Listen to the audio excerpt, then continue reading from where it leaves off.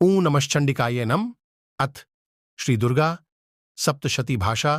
पहला अध्याय। महर्षि राशि का राजा सुरथ और समाधि को देवी की महिमा बताना। महर्षि मार्कंडेय बोले, सूर्य के पुत्र सावर्णी की उत्पत्ति की कथा विस्तारपूर्वक कहता हूं, सुनो। सावर्णी महामाया की कृपा से जिस प्रकार मनवंतर के स्वामी हुए, उसका भी हाल सुनो। पहले स्वारोचिष नामक राज्य था। वह प्रजा को अपने पुत्र के समान मानते थे, तो भी कोला विध्वंसी राजा उनके शत्रु बन गए। दुष्टों को दंड देने वाले राजा सुरथ की उनके साथ लड़ाई हुई। कोला विध्वंसियों के संख्या में कम होने पर भी राजा सुरथ युद्ध में उनसे हार गए। तब वह अपने नगर में आ गए। केवल अपने देश का राज्य ही उनके पास रह गया और वह उसी देश के राजा होकर राज्य करने लगे, किंतु उनके शत्रुओं ने उन पर वहां आक्रमण किया। राजा को बलहीन देखकर उसके दुष्ट मंत्रियों ने राजा की सेना और खजाना अपने अधिकार में कर लिया। राजा सुरथ अपने राज्याधिकार को हार कर शिकार खेलने के बहाने घोड़े पर सवार होकर वहां से एक भयंकर वन की ओर चल गए। उस वन में उन्होंने महर्षि मेधा का आश्रम देखा। वहां मेधा महर्षि अपने शिष्यों तथा मुनियों से सुशोभित बैठे हुए थे और वहां कितने ही हिंसक जीव परम शांति भाव से रहते थे। राजा सुरथ ने महर्षि मेधा को प्रणाम किया और महर्षि ने भी उनका उचित सत्कार किया। राजा सुरथ महर्षि के आश्रम में कुछ समय तक ठहरे। अपने नगर की ममता के आकर्षण से राजा अपने मन में सोचने लगे, पूर्व काल में पूर्वजों ने जिस नगर का पालन किया था, वह आज मेरे हाथ से निकल गया। मेरे दुष्ट एवं दुरात्मा मंत्री मेरे नगर की अब धर्म से रक्षा कर रहे होंगे या नहीं। मेरा प्रधान हाथी, जो कि सदा मद की वर्षा करने वाला और शूरवीर था, मेरे वैरियों के वश में होकर न जाने क्या दुख भोग रहा होगा। मेरे आज्ञाकारी नौकर, जो मेरी कृपा से धन और भोजन पाने से सदैव सुखी रहते थे और मेरे पीछे पीछे चलते थे, वह अब निश्चय ही दुष्ट राजाओं का अनुसरण करते होंगे तथा मेरे दुष्ट एवं दुरात्मा मंत्रियों द्वारा व्यर्थ ही धन को व्यय करने से संचित किया हुआ मेरा खजाना एक दिन अवश्य खाली हो जाएगा। इस प्रकार की बहुत सी बातें सोचता हुआ राजा निरंतर दुखी रहने लगा। एक दिन राजा सुरथ ने महर्षि मेधा के आश्रम के निकट एक वैश्य को देखा। राजा ने उससे पूछा, भाई, तुम कौन हो? यहां तुम्हारे आने का क्या कारण है? और तुम मुझे शोकग्रस्त अनमने से दिखाई देते हो, इसका क्या कारण है? राजा के यह नम्र वचन सुन वैश्य ने महाराज सुरथ को प्रणाम करके कहा। वैश्य बोला, राजन, मेरा नाम समाधि है। मैं धनियों के कुल में उत्पन्न एक वैश्य हूं। मेरे दुष्ट स्त्री पुत्रादिकों ने लोभ से मेरा सब धन छीन लिया है और मुझे घर से निकाल दिया है। मैं इस तरह से दुखी होकर इस वन में चला आया हूं और यहां रहता हुआ मैं इस बात को भी नहीं जानता कि अब घर में इस समय सब कुशल हैं या नहीं। यहां मैं अपने परिवार का आचरण संबंधी कोई समाचार भी नहीं पा सकता कि वह घर में इस समय कुशल पूर्वक हैं या नहीं। मैं अपने पुत्रों के संबंध में यह भी नहीं जानता कि वह सदाचारी हैं या दुराचार में फंसे हुए हैं। राजा बोले, जिस धन के लोभी स्त्री पुत्रों ने तुम्हें घर से निकाल दिया है, फिर भी तुम्हारा चित्त उनसे क्यों प्रेम करता है? वैश्य ने कहा, मेरे विषय में आपका ऐसा कहना ठीक है, किंतु मेरा मन इतना कठोर नहीं है। यद्यपि उन्होंने धन के लोभ में पड़कर पितृस्नेह को त्याग कर मुझे घर से निकाल दिया है, तो भी मेरे मन में उनके लिए कठोरता नहीं आती। हे महामते, मेरा मन फिर भी उनमें क्यों फंस रहा है, इस बात को जानता हुआ भी मैं नहीं जान रहा। मेरा चित्त उनके लिए दुखी है। मैं उनके लिए लंबी लंबी सांसें ले रहा हूं। उन लोगों में प्रेम नाम को नहीं है, फिर भी इतने स्नेहियों के लिए मेरा हृदय कठोर नहीं होता। महर्षि मार्कंडेय जी ने कहा, हे ब्राह्मण।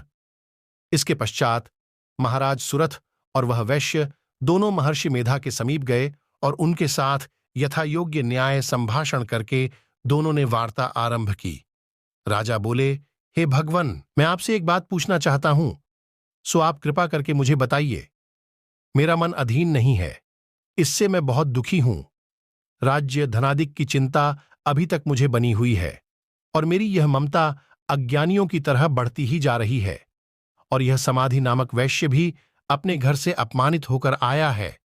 इसके स्वजनों ने भी इसे त्याग दिया है। स्वजनों से त्यागा हुआ भी यह उनसे हार्दिक प्रेम रखता है। इस तरह हम दोनों ही दुखी हैं। हे महाभाग, उन लोगों के अवगुणों को देखकर भी हम दोनों के मन में उनके लिए ममता जनित आकर्षण उत्पन्न हो रहा है। हमारे ज्ञान रहते हुए भी ऐसा क्यों है? अज्ञानी मनुष्यों की तरह हम दोनों में यह मूर्खता क्यों है? महर्षि मेधा ने कहा, विषम मार्ग का ज्ञान सब जंतुओं को है। सबों के लिए विषय पृथक पृथक होते हैं। कुछ प्राणी दिन में नहीं देखते और कुछ रात को, परंतु कई जीव ऐसे हैं जो दिन तथा रात दोनों में देख सकते हैं। यह सत्य है कि मनुष्यों में ज्ञान प्रधान है, किंतु केवल मनुष्य ही ज्ञानी नहीं होता। पशु पक्षी आदि भी ज्ञान रखते हैं। जैसे यह पशु पक्षी ज्ञानी है, वैसे ही मनुष्यों का ज्ञान है, और जो ज्ञान मनुष्यों में वैसे ही पशु पक्षियों में है, तथा अन्य बातें भी दोनों में एक जैसी पाई जाती है। ज्ञान होने पर भी इन पक्षियों की ओर देखो कि अपने भूख से पीड़ित बच्चों की चोंच में कितने प्रेम से अन्न के दाने डालते हैं। हे राजन, ऐसा ही प्रेम मनुष्यों में अपनी संतान के प्रति भी पाया जाता है। लोभ के कारण अपने उपकार का बदला पाने के लिए मनुष्य पुत्रों की इच्छा करते हैं और इस प्रकार मोह के गड्ढे में गिरा करते हैं। भगवान श्रीहरि की जो माया है, उसी से यह संसार मोहित हो रहा है। इसमें आश्चर्य की कोई बात नहीं, क्योंकि वह भगवान विष्णु की योग निंद्रा है। यह माया ही तो है जिसके कारण संसार मोह में जकड़ा हुआ है। यही महामाया भगवती देवी ज्ञानियों के चित्त को बलपूर्वक खींचकर मोह में डाल देती है और उसी के द्वारा संपूर्ण जगत की उत्पत्ति होती है। यही भगवती देवी प्रसन्न होकर मनुष्य को मुक्ति प्रदान करती है। यही संसार के बंधन का कारण है तथा संपूर्ण ईश्वरों की भी स्वामिनी है। महाराज, सूरथ ने पूछा, भगवन, वह देवी कौन सी है जिसको आप महामाया कहते हैं? हे ब्राह्मण, वह कैसे उत्पन्न हुई और उसका कार्य क्या है? उसके चरित्र कौन कौन से हैं? प्रभो, उसका जैसा प्रभाव हो, जैसा स्वरूप हो, वह सभी कृपा कर मुझसे कहिए, मैं आपसे सुनना चाहता हूं। महर्षि मेधा बोले, राजन, वह देवी तो नित्य स्वरूपा है। उसके द्वारा यह संसार रचा गया है। तब भी उसकी उत्पत्ति अनेक प्रकार से होती है। वह सब आप मुझसे सुनो। वह देवताओं का कार्य सिद्ध करने के लिए प्रकट होती है। उस समय वह उत्पन्न हुई कहलाती है। संसार को जलमय करके जब भगवान विष्णु योग निद्रा का आश्रय लेकर शेष शैया पर सो रहे थे, तब मधुकैटभ नाम के 2 असुर उनके कानों के मैल से प्रकट हुए और वह श्री ब्रह्मा जी को मारने के लिए तैयार हो गए। श्री ब्रह्मा जी ने जब उन दोनों को अपनी ओर आते देखा और यह भी देखा कि भगवान विष्णु योग निद्रा का आश्रय लेकर सो रहे हैं, तो वह उस समय श्री भगवान को जगाने के लिए उनके नेत्रों में निवास करने वाली योग निद्रा की स्तुति करने लगे। श्री ब्रह्मा जी ने कहा, हे देवी, तुम ही स्वाहा, तुम ही स्वधा और तुम ही वषटकार हो। स्वर भी तुम्हारा ही स्वरूप है। तुम ही जीवन देने वाली सुधा हो। नित्य अक्षर प्रणव में अकार, उकार, मकार, इन तीनों में माताओं के रूप में तुम ही स्थित हो। इनके अतिरिक्त जो बिंडपत अर्धमात्रा है, जिसका कि विशेष रूप से उच्चारण नहीं किया जाता है, हे देवी, वह भी तुम ही हो। हे देवी, संध्या, सावित्री तथा परम जननी तुम ही हो। तुम इस विश्व को धारण करने वाली हो। तुमने ही इस जगत की रचना की है और तुम ही इस जगत का पालन करने वाली हो। तुम ही कल्प के अंत में सबको भक्षण करने वाली हो। हे देवी, जगत की उत्पत्ति के समय तुम सृष्टि रूपा होती हो, पालन काल में स्थित रूपा हो और कल्प के अंत में संहार रूप धारण कर लेती हो। तुम ही महाविद्या, महामाया, महामेधा, महारात्रि और मोहरात्रि हो। श्री ईश्वरी और बोधस्वरूपा, बुद्धि भी तुम ही हो। लज्जा, पुष्टि, तुष्टि, शांति और क्षमा भी तुम ही हो।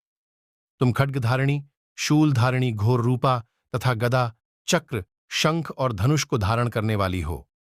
बाण, भुशुंडी और परिघ, यह भी तुम्हारे ही अस्त्र हैं। तुम सौम्य और सौम्यतर हो। यही नहीं बल्कि जितनी भी सौम्य तथा सुंदर वस्तुएं इस संसार में हैं, उन सबसे बढ़कर सुंदर तुम हो। पर और अपर सबसे पर रहने, पर और अपर सबसे पर रहने वाली सुंदर तुम ही हो। हे सर्वस्वरूपे देवी, जो भी ससत पदार्थ हैं और उनमें जो शक्ति है, वह तुम ही हो। इसी अवस्था में भला तुम्हारी स्तुति कौन कर सकता है? इस संसार की सृष्टि, पालन और संहार करने वाले जो भगवान हैं, उनको भी जब तुमने निद्रा के वशीभूत कर दिया है, तो फिर तुम्हारी स्तुति कौन कर सकता है? मुझे भगवान विष्णु तथा भगवान शंकर को शरीर धारण कराने वाली तुम ही हो। तुम्हारी स्तुति करने की शक्ति किसमें में है? हे देवी, तुम तो अपने इन उदार प्रभावों के कारण ही प्रशंसनीय हो। मधु और कैटभ, जो भयंकर असुर है, इन्हें मोह में डाल दो और श्रीहरि भगवान विष्णु को भी जल्दी जगा दो और उनमें इनको मार डालने की बुद्धि भी उत्पन्न कर दो। महर्षि मेधा बोले, हे राजन, जब श्री ब्रह्मा जी ने देवी से इस प्रकार स्तुति करके भगवान को जगाने तथा मधु और कैटभ को मारने के लिए कहा, तो वह भगवान श्री विष्णु के नेत्र, मुख, नासिका, बाहु, हृदय और वक्षस्थल से निकल ब्रह्मा जी के सामने खड़ी हो गई। उनका ईसा करना था कि भगवान श्रीहरि तुरंत जाग उठे और दोनों असुरों को देखा, जो कि अत्यंत बलवान तथा पराक्रमी थे और मारे क्रोध के, जिनके नेत्र लाल हो रहे थे और जो ब्रह्मा जी का वध करने के लिए तैयार थे, तब क्रुद्ध हो उन दोनों दुरात्मा असुरों के साथ भगवान श्रीहरि पूरे 5000 वर्ष तक लड़ते रहे। एक तो वह अत्यंत बलवान तथा पराक्रमी थे, दूसरे महामाया ने भी उन्हें मोह में डाल रखा था। अत वह श्री भगवान से कहने लगे, हम दोनों तुम्हारी वीरता से अत्यंत प्रसन्न है, तुम हमसे कोई वर मांगो। भगवान ने कहा, यदि तुम मुझ पर प्रसन्न हो तो अब तुम मेरे हाथों से मर जाओ। बस इतना सा ही वर मैं तुमसे मांगता हूं, यहां दूसरे वर से क्या प्रयोजन है? महर्षि मेधा बोले, इस तरह से जब वह धोखे में आ गए और अपने चारों ओर जल ही जल देखा, तो भगवान श्रीहरि से कहने लगे, जहां पर जल न हो, सूखी जमीन हो, उसी जगह हमारा वध कीजिए। महर्षि मेधा कहते हैं, तथास्तु कहकर भगवान श्रीहरि ने उन दोनों को अपनी जांघ पर लिटाकर उन दोनों के सिर काट डाले। इस तरह से यह देवी श्री ब्रह्मा जी के स्तुति करने पर प्रकट हुई थी। अब तुमसे उनके प्रभाव का वर्णन करता हूं, सो सुनो।